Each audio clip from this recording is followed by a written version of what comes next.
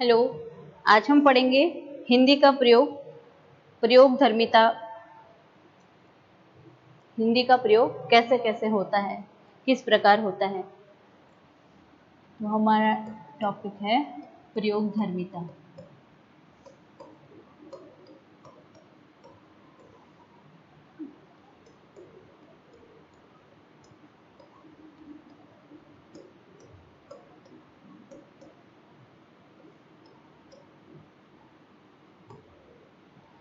हिंदी का प्रयोग इस बात को इंगित करता है कि हिंदी व्यापक स्तर पर बोली जाने वाली भाषा है। तो हिंदी के राष्ट्रीय समाचार पत्र को उठाएं तो हम देख सकते हैं कि जो खड़ी बोली हिंदी है वो उसकी लिपि है देवनागरी। एक ही समाचार पत्र में हिंदी के विविध रूप हम देख सकते हैं। जैसे आपराधिक समाचार पत्र है तो वहाँ उसका शब्द, मुहावरा, वाक्य विन्यास, अभिव्यक्ति कौशल ये बदल रहा है। उसी प्रकार शैक्षिक, सांस्कृतिक,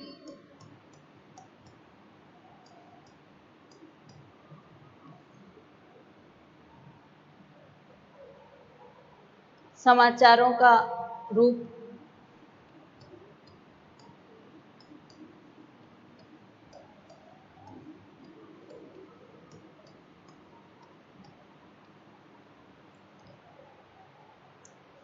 जो वहाँ भाषा का रूप बदल रहा है वह भी हिंदी है, लेकिन हिंदी के दूसरे तीसरे रूप को हम देख सकते हैं।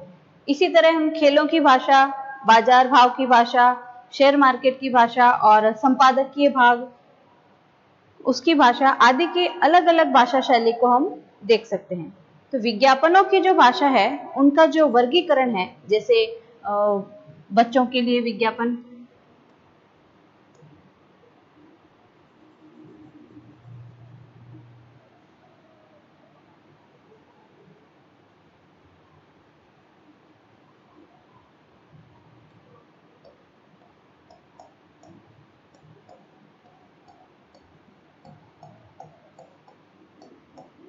बच्चों के लिए विज्ञापन होगा तो उसके शब्द विन्यास अलग होंगे।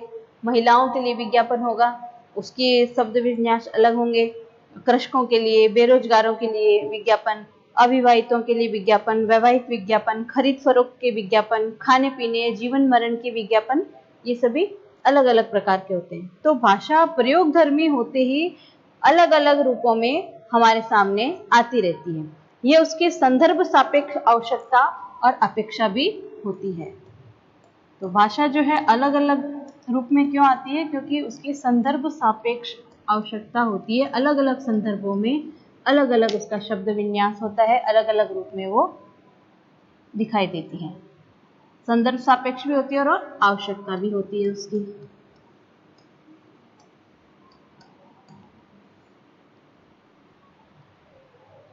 इन सब के साथ साथ हिंदी भाषा को व्यापक स्तर पर जब हम देखते हैं तो दूसरा इसका पॉइंट हो जाएगा व्यापक स्तर पर।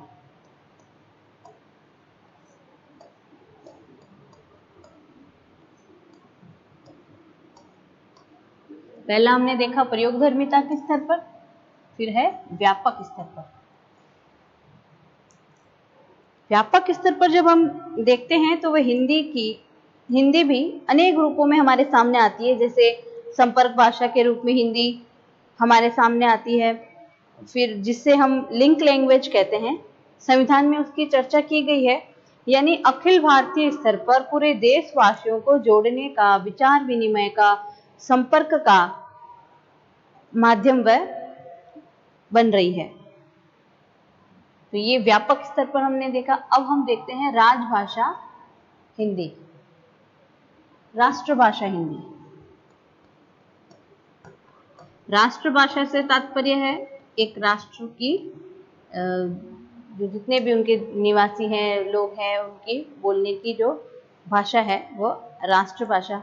तो पूरे राष्ट्र में जिस भाषा के प्रयोग बाहुल्य को देखा जा सकता है, प्रचुर मात्रा में उसकी प्रयोगधर्मिता को देखा जा सकता है, ये राष्ट्रभाषा की अपनी विशेषताएं होती है।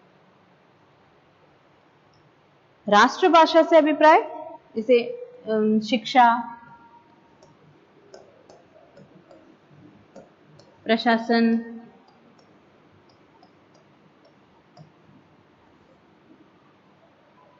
एवं जनसंचार का माध्यम।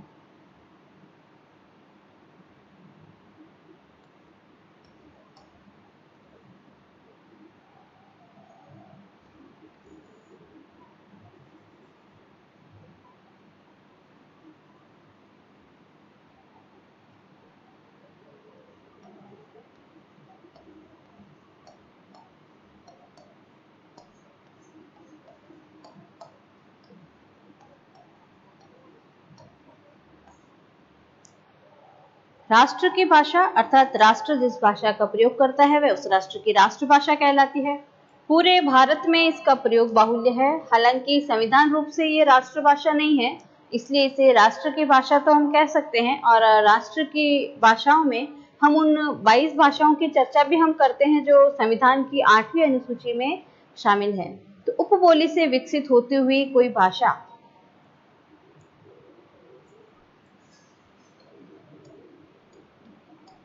उपबोली से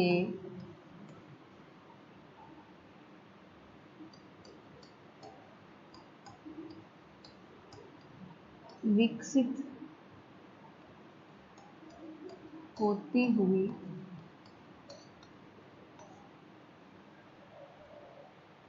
कोई भाषा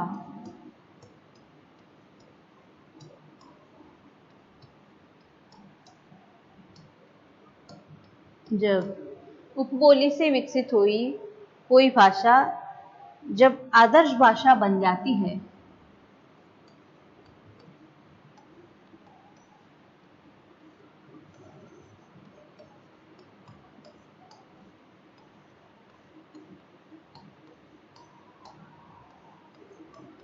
तब वह मानक भाषा कहलाती है। क्या कहलाती है? मानक भाषा।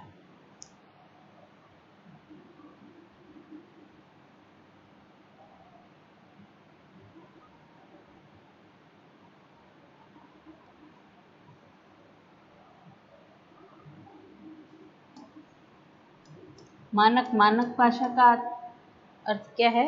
Standard language.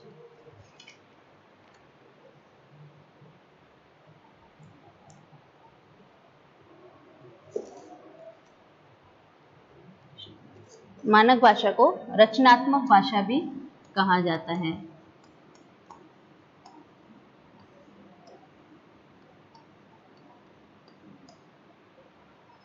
शिक्षित वर्ग की भाषा तत्पश्चात साहित्य सृजन भी उसमें होने लगा, इसलिए उसे रचनात्मक भाषा या साहित्यिक भाषा का दर्जा मिल जाता है। जैसे खड़ी बोली मेरठ के आसपास बिजनौर की भाषा थी, फिर खड़ी बोली का शब्द भंडार और व्याकरण निर्मित हो जाने से उसमें उनके व्याकरण जब उनकी बन गई तो वह एक मानक भाषा बन गई।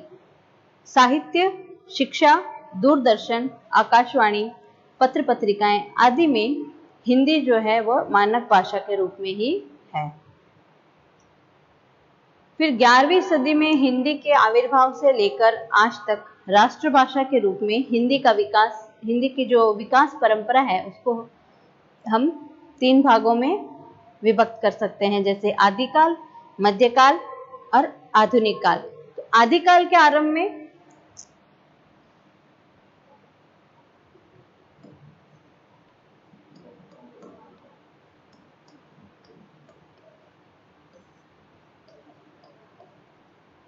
आदिकाल, मध्यकाल और ये आधुनिक काल।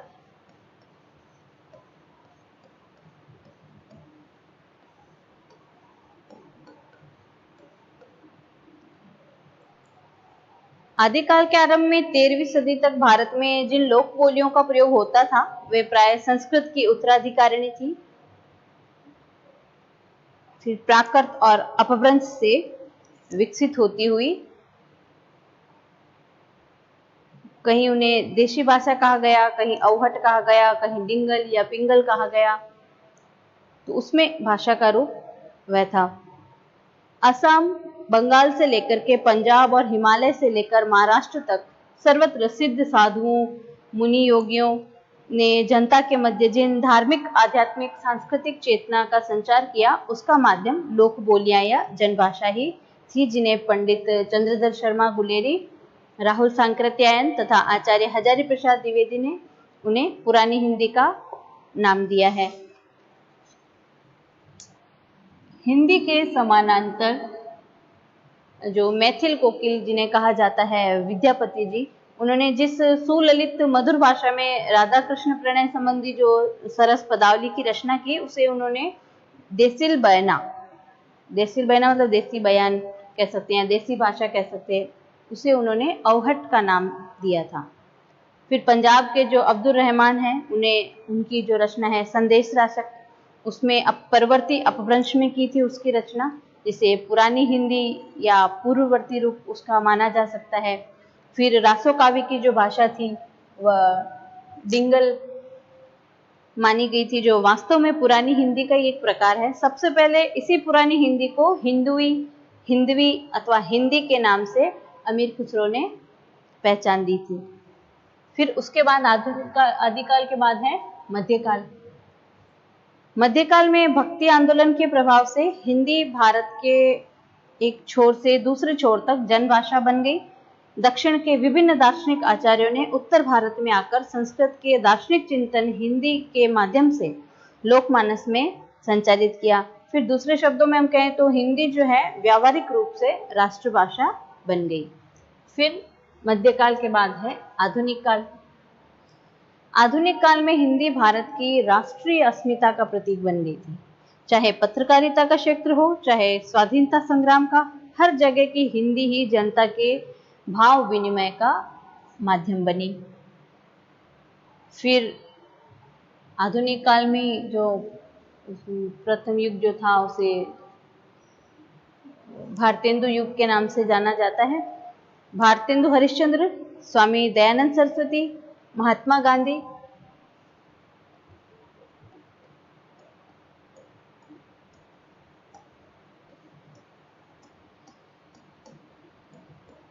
दूसरा है द्विवेदी युग।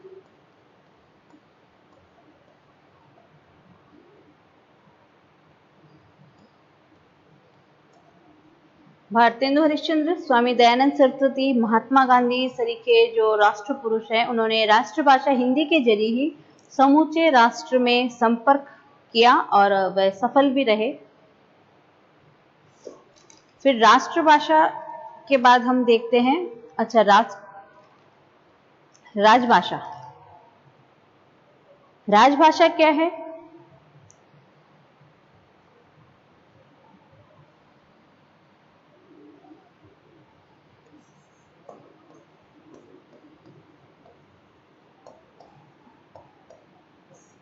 राजभाषा राजभाषा के रूप में कार्यालयी भाषा को देखा जा सकता है। जो राजकाज की भाषा वह राजभाषा। केंद्र सरकार और राज्य सरकार की भाषा है हिंदी, तो ये राजभाषा हिंदी।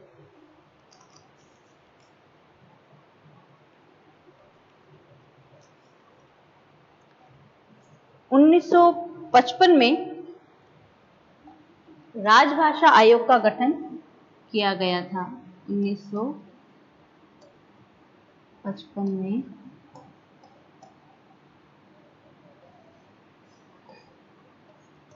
राजभाषा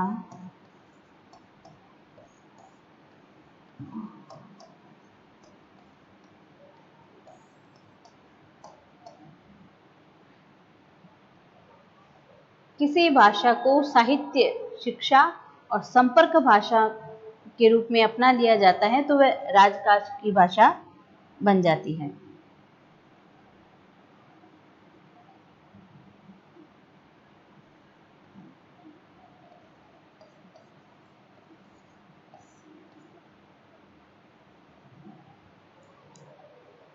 1950 में संविधान लागू हुआ तो हिंदी को राष्ट्रभाषा के साथ साथ राजभाषा भी घोषित किया गया था। पूर्ण रूप से लागू करने के लिए 15 वर्ष का समय निश्चित किया गया था, लेकिन 1963 में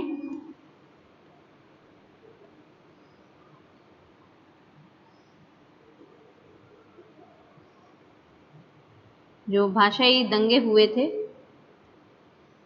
उसके बाद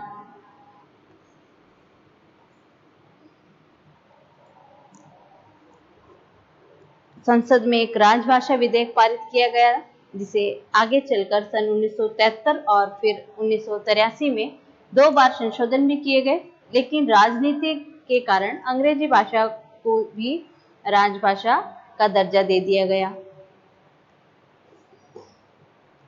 फिर 1947 में एक उत्तर प्रदेश सरकार ने लिपि सुधार समिति का गठन भी किया था। आचार्य नरेंद्र देव जो थे उनके अध्यक्ष रहे थे। फिर उसके बाद 1953 में डॉक्टर राधाकृष्णन की अध्यक्षता में लिपि सुधार समिति का गठन किया गया।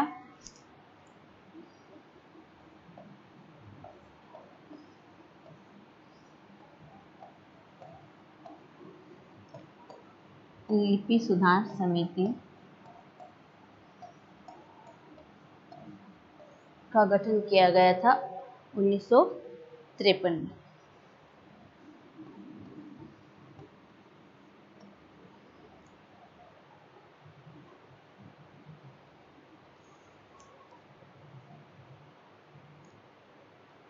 फिर है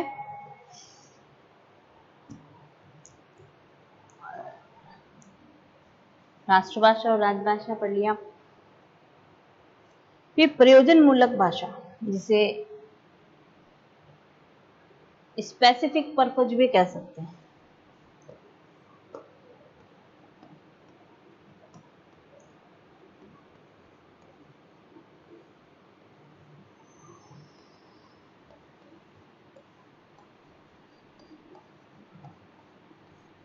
प्रयोजन मूलक भाषा हिंदी देश से बाहर जाती है तो वह विश्व भाषा के रूप में वह बाहर जाती है, और हिंदी जब परिनिष्ठित हो जाती है, विकासशील होते होते प्रयोग बहुल्य के कारण परिष्कृत रूप में वह बाहर आती है। समस्त रूपों में उसका विकास दिखाई पड़ता है। तो सबसे पहले उपबोली,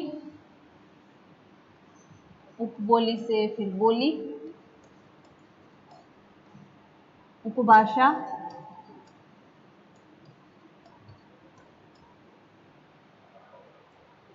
उपभाषा से भाषा,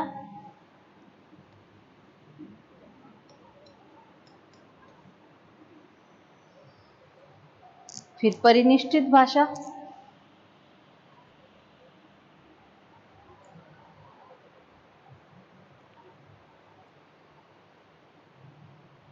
उपबोली, बोली, उपभाषा, भाषा, परिनिष्ठित भाषा, इस क्रम में वह विकसित होती चली जाती है।